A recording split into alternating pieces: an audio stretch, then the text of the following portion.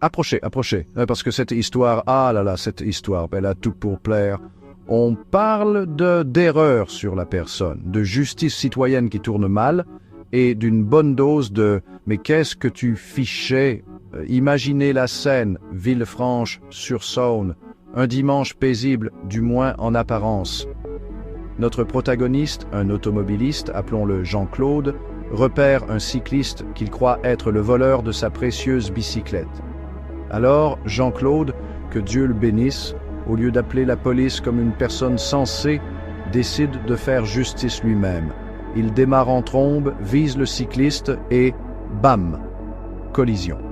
Il s'avère que le cycliste n'était pas un voleur de vélo du tout. C'était un policier, ramenant le vélo volé au commissariat après avoir appréhendé le vrai coupable. Quel manque de peau. Voilà.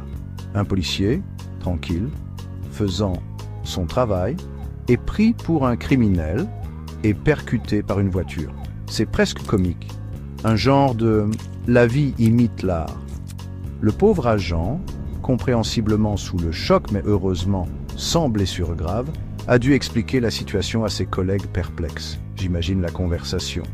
Alors, vous me dites que vous avez été percuté par une voiture, mais vous ne poursuiviez pas le méchant, vous étiez le méchant... Enfin, pas vraiment ? Jean-Claude, notre automobiliste bien intentionné mais légèrement égaré, a été immédiatement placé en garde à vue. Je ne dis pas que Jean-Claude est un génie du crime, mais il a définitivement gagné sa place au panthéon des actions à ne surtout pas reproduire. La cerise sur le gâteau de ce dimanche déjà bien étrange. Le vrai voleur de vélo a été appréhendé peu de temps après le vol initial. Eh oui, le vrai criminel a été pris la main dans le sac, se demandant probablement pourquoi tout ce remue-ménage pour un simple vol de vélo.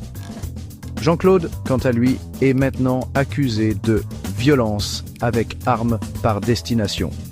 Et oui, sa voiture, aux yeux de la loi, est devenue une arme. C'est un cas classique de mauvais service. Sauf que dans ce cas, ce n'était ni un bon service, ni un service tout court. C'était un acte illégal et complètement absurde. Tout cet incident, aussi drôle et absurde qu'il puisse paraître, souligne un point très important. Réfléchissez avant d'agir.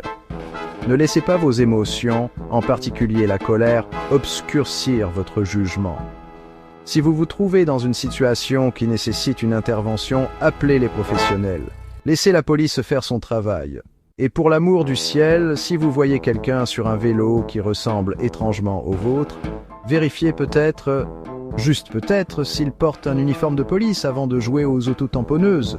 Restez prudent, restez vigilant et surtout, restez rationnel.